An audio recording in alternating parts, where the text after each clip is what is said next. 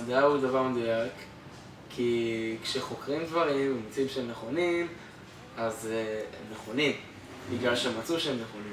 כן, המדע מורכב מעובדות, ועובדות זה בדרך כלל משהו שקשה או בלתי אפשרי להתווכח איתם, אבל אני חושבת שיש מקרים מסוימים, ויש כאילו לכל כלל יש יוצא מהכלל, ואני חושבת שיש מקרים שפשוט זה קרה בעבר, שהוכיחו משהו ואז אחרי הרבה שנים או אחרי מעט זמן הוכיחו שהוא לא נכון או שהוא נכון חלקית.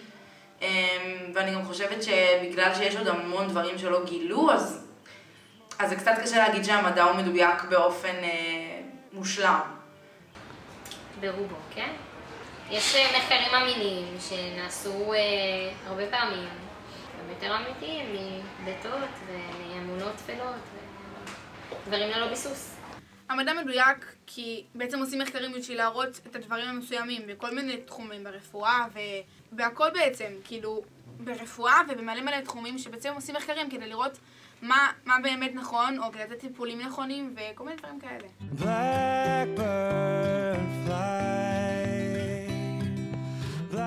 יש הרבה מקורות שהם פשוט מתנגשים בזה ומנוגדים לזה, כמו התנ"ך, שיש שם את סיפור הבריאה, שזה בעצם אלוהים הוא האל השולט, והוא בורא את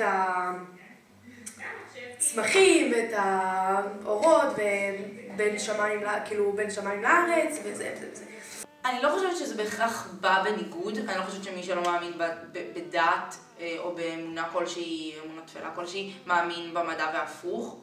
אני חושבת האמת שזה מעניין. אם יש האחזות במדע, אז גם יש האחזות באמונות תפלות ובדת. הרבה אנשים אומרים שמאמינים, כאילו נגיד היהודים שהם דתיים חרדים, הם אומרים שכל מה שנעשה בעולם הזה אלוהים עשה, והקתולים הם גם אומרים דברים כאלה שהם חושבים שכל מה שנעשה בעולם הזה בעצם האל שלהם עושה, ולא משהו שהמדע עושה, או איך נברא העולם, חלק אומרים המפץ הגדול וחלק אומרים שאלוהים ברא אותו. זה משהו שנתון לשיקול ודעת.